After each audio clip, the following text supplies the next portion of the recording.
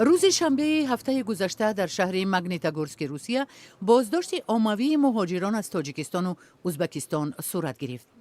عملیات بازداشت در حالی بود که روز 31 دکبر در این شهر یک بنای بلند آشیانه استقامتی از ترکش فرو ریخت و 39 نفر از جمله 4 عضو یک خانواده تاجیک را قربان کرد. تاجران بازار گرند که در روبروی مسجد جامع قرار دارد گفتند که تعداد بازداشت شده ها 10 نفر اساساً زادگان تاجیکستان و ازبکستان بودند.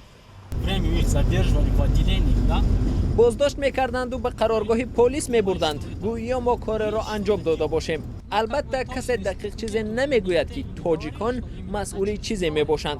خلاص ما را تفتیش دارند و من نمیدانم چرا. در روز اول سال نو در مرکز مگنیتگورسک در مسافه 3 کیلومتر از مکان فروریزی بنای استقامتی یک مسافربر خرد ترکید و دست کم 3 نفر را به هلاکت رساند. به دنبال این حادثه کارمندان میلیسا همراه نیروهای امان در بنای استقامتی رقم 91 واقع در کوچه لنین مگنیتگورسک کافت و کاو را به راه ماندند. آنها از ساکنان طلب کردند که خانه های خود را ترک کنند و همزمان به آنها عکس چند نفر را نشان دادند. همه ما را به داخل یک اتوبوس بردند و ما شب را آنجا روز کردیم. من تنها ساعت 7 سحر اجازت وارد شدن به خانه‌ام را پیدا نمودم. کارمندان پلیس همه یراقدار و نقاب پوش بودند. دو داشتند. با ما میگفتند که از اینجا بروید و به کار ما خلل نرسانید. صورت 3 نفر را نشان میدادند. همه را برآوردند. گفتند به بیرون در تلفن به ما صورت 2 نفر را نشان دادند. ما آنها را یگان بار ندیده بودیم. اما با گذشت بیش از یک هفته از ترکش مارشروتکا تا حال اسم 3 نفر که در داخل مسافربر هلاک شدند اعلان نشده است. گذشته از این تفتیش قضیه مذکور را نه مقامات حفظ حقوق محلی بلکه اداره اساسی کمیته تفتیشات روسیه پیش میبرد. با این حال شاهدان باور دارند که ترکیش در داخل مسافربر بود، نه در زیر بالون گازل.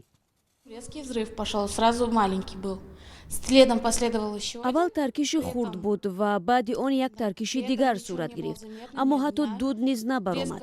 به ناگاه داخل اتوبوس آتش گرفت و کسی نیز از آن بیرون نشد، یعنی همه در داخل ماشین بودند. پس از این یک ترکیش دیگر شد و درهای عقب گازل را شکست.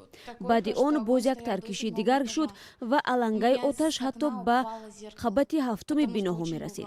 ترکیش تا حد سخت بود که شیشه تریزه من شکست. Внутри машина взрывалась, не под машиной. نظامیان خیلی زیاد بودند. همین که ترکیش شد آنها بلافاصله در نزد مسافربر پیدا شدند. برای من حتی عجیب بود که چطور آنها در یک آن واحد آمدند. این صحبت ساکنان شهر مگنیتگورسک در حالی است که بعد ترکیش و فرو ریختن بنای استقامتی در این شهر یکی از فرضیه ها عملی تروریستی بود. اما کمیته تفتیشات روسیه این فرضیه را رد کرد و گفت که از زیر ویرانه های بنا آثار مواد منفجره یافت نشد.